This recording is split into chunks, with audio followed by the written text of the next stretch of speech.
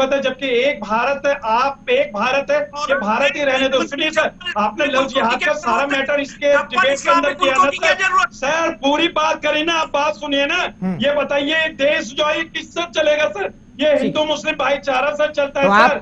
अरे सर, अभी आप कह रहे थे देश संविधान से चलता है, अब आप कह रहे हैं हिंदू भाई से चलता है, मुसलमान भाई से चलता है। एक बात पे रहिए ना, अगर संविधान से चलता है तो पर्सनल लॉ बोर्ड का मतलब ही क्या है? संविधान के हिसाब से चले, उसके बाद यूसीसी आ जाए, उस हिसाब से चले। पर्सनल लॉ बोर्ड की जरूरत क्या है फिर?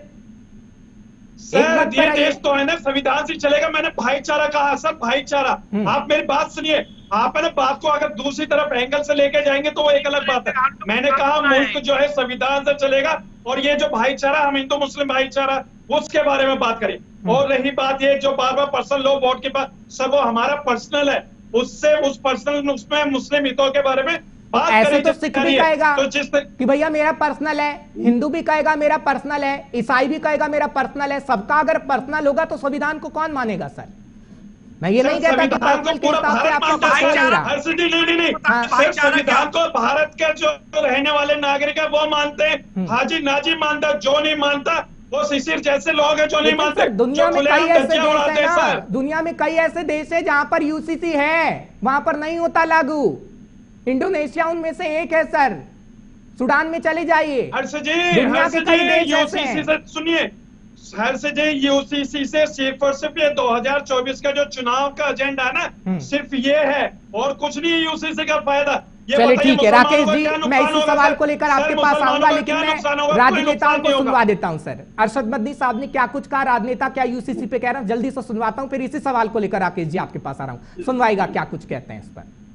इसके खिलाफ कोई एहतजाज या सड़कों पर उतरने को बिल्कुल पसंद नहीं करते।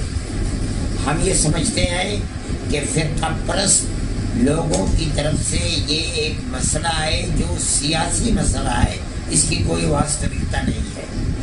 वो इस को हिंदू मुसलमान को अलग अलग करना चाहते हैं। मेरा मानना यह है कि समान नागरिक संहिता एक खौफ का माहौल पैदा करने के लिए इस किस्म की चीजें चलाई जाती हैं। मैं खुली छूट देता हूं, खुली इजाजत देता हूं, मैं समर्थन करूंगा, लेकिन पूरे हिंदुस्तान के बाकी तमाम जो आदिवासी हैं, बाकी और जो हिंदू हैं, हर सूबे में अलग अलग कवानीन हैं, अलग अलग तौर तरीके हैं। पहले उनकी रजामंदी ले लो, और वो सब खामोश इसलिए बैठे कि मुसलमान है विरोध करने के लिए। मैं कहता हूं मुसलमान को बिल्कुल विरोध नहीं करना चाहिए।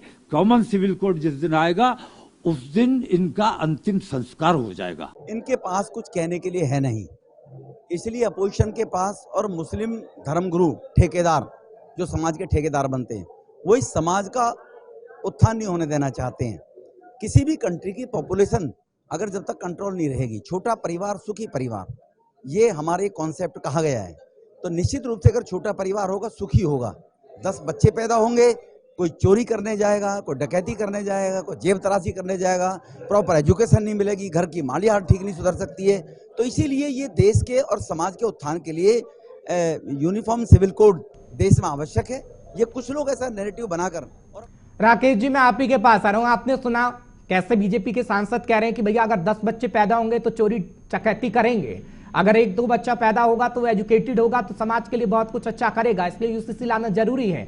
वहीं पर सभी मुस्लिम संगठन की तरफ से ये कहा गया ये सिर्फ 2024 का एजेंडा है। आप बताइए 24 का एजेंडा है ये वाकई यूसीसी होना चाहिए देश के अंदर? अगर आपको ये लग गया है मुस्लिम स्कॉलरों को कि 24 का एजेंडा है तो आप चुपचाप रहिए। शोर मचा के भाजपा को माइलेज कहे दे रहे हैं, एजेंट बने हैं भारतीय जनता पार्टी का।